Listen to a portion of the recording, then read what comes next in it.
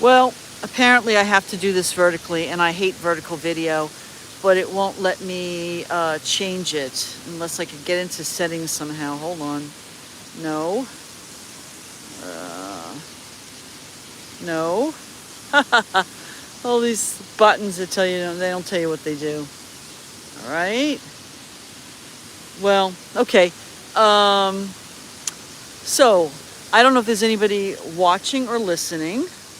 Let's see if this is... I don't see any questions. Let's see what this does. Okay. I am at lock number E2. E stands for Erie, and number 2 is the second lock on the system. The first lock is in Troy, which is really not on the Erie Canal. And I am standing on the downstream side. There's a little bridge here, and I can go... Okay, hi, Walt. Thanks for telling me you were watching, because I can't really see what's going on here. And I'm really sorry about the vertical video, because I hate vertical video. Anyway, this is the gate. It's enormous. It has a leak at the bottom. Most of the gates do have leaks, okay? And this is the chamber. And you can see the water line in the chamber. You can see that the water is lower than the top of the water line there. And that's because the lock has, the chamber has a leak in the gate. So water's coming out. But most likely, if anybody does come through, they're going to come through from the downstream side, which is here. So I'm at Waterville. There's a free dock wall where my boat is parked. You can't really see it because there's bigger boats there. And there's a little visitor center, and beyond that is the Hudson River. And if you went to the Hudson River and you turned right, you'd be going down to Troy and Albany on the Hudson. And if you turned left, you'd be going up towards Lake Champlain on the Champlain Canal, which is another canal on the system. And I was up there for about a week, and I blogged a little about it, and I'm hoping to blog some more. And so basically what happens is this. Somebody wants to come up to this lock and pass through. They want to rise up. This lock will raise boats 34 feet. That's what the sign over there says, and I'll walk past it in a few minutes. So what'll happen is they'll call up the lock, and they'll tell the lock master they want it locked through, and the lock master will dump all the water out of here because it has to get to the lower level so that they can drive in. So all the water in here has to come out. So he's got obviously a leak, but he also has valves underneath, and he can use those valves to release the water. And when he does that, the water will get all churned up over here. You'll just see it churning out. It's crazy. There's some people fishing there under the bridge. People fish here all the time. I never see them catch anything though. So anyway, so then once the water is out of there and it's down to the same level as the other one, then they open up these gates, and it makes this wide passage. I'm going to move back here. Hold on. So now I'm sitting on the side of it, and you could see the wall. I don't know the exact width of this one. I could look it up. And they will open up the gates, and then the boats will go in, and then they'll close the gate behind the boat. And meanwhile, the boats come in here, and you can see these little blue and white buoys alongside the wall. They've got ropes attached to them, and I'll give you a closer look at that in a minute. And then people hold on to those, and that keeps their boat against the side of the lock wall.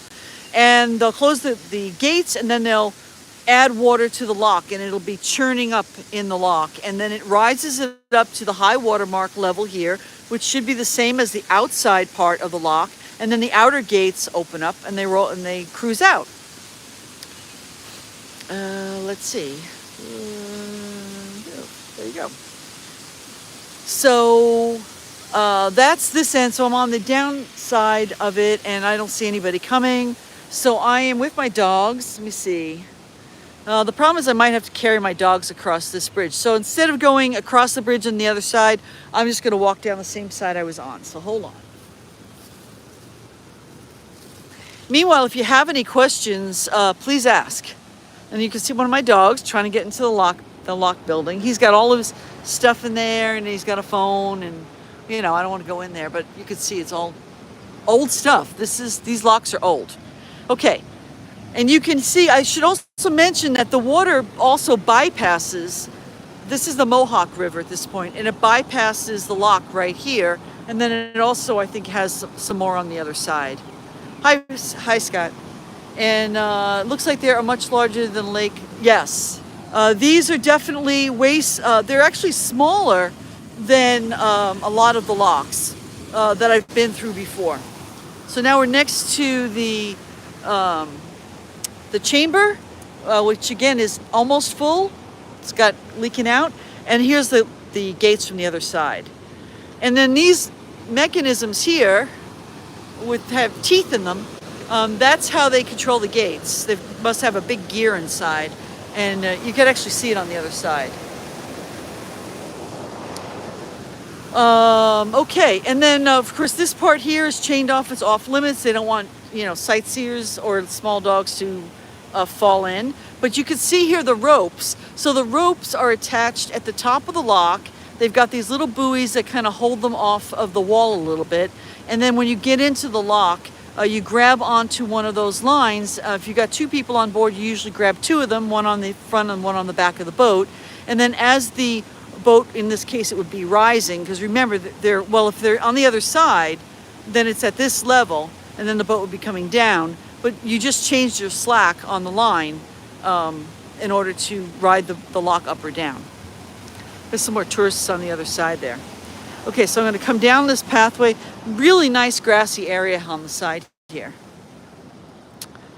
And again, for those of you just tuned into this, I'm really sorry about the vertical video, but they don't let you change it once you get it started. And for some reason, they think we like vertical. I don't. Hold on, Rosie, come back here. Come here. My dogs think they can go anywhere they want. So what I'm trying to show you is this sign here.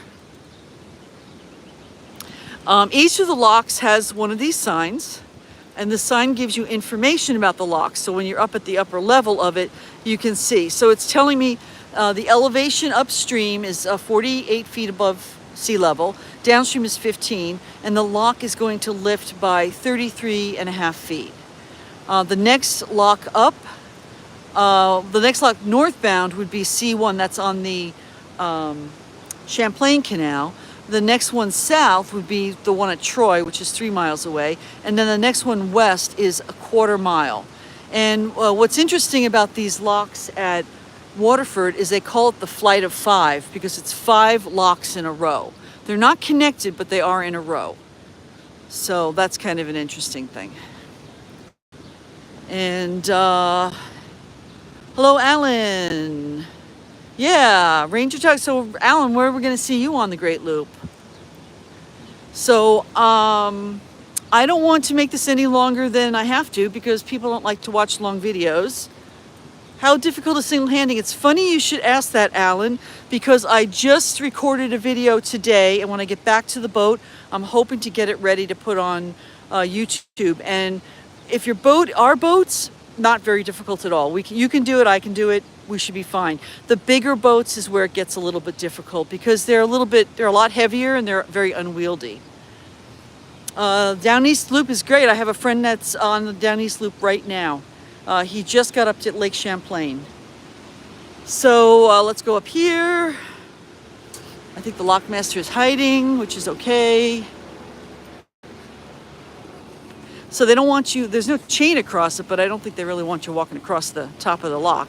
But here's the walkway across the top of the lock. Here's a close-up view of the thing that opens the lock.